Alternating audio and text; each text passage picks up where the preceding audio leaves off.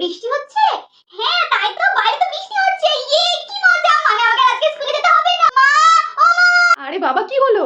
বাইরে তো অনেক জোরে বৃষ্টি পড়ছে, তাহলে আমাকে আজকে স্কুলে যেতে হবে না বলো? ও মা, স্কুলে যাবো না বললেই হবে নাকি? না না, স্কুলে তো যেতেই হবে। বৃষ্টি পড়লে কেউ আসে না স্কুলে, আমিও যাবো না আজকে, মা আমিও যাবো। আচ্ছা আচ্ছা বাবা, ঠিক আছে, আজকে না হয় স্কুলে যেতে হবে না।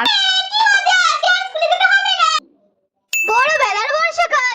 ও 10:30 বেজে গেছে, এবার তো আমাকে তাড়াতাড়ি স্নান দান করে রেডি হয়ে কলেজে যেতে হবে। কালকে তো এই বৃষ্টির জন্য কলেজে যেতেই পারলি না, আজকে কলেজে যেতেই হবে। এই যে মহারানী, সারাদিন ফোন নিয়ে না বসে থেকে চলেন, একটু আমাকে সবজি কেটে উদ্ধার করে দেবেন।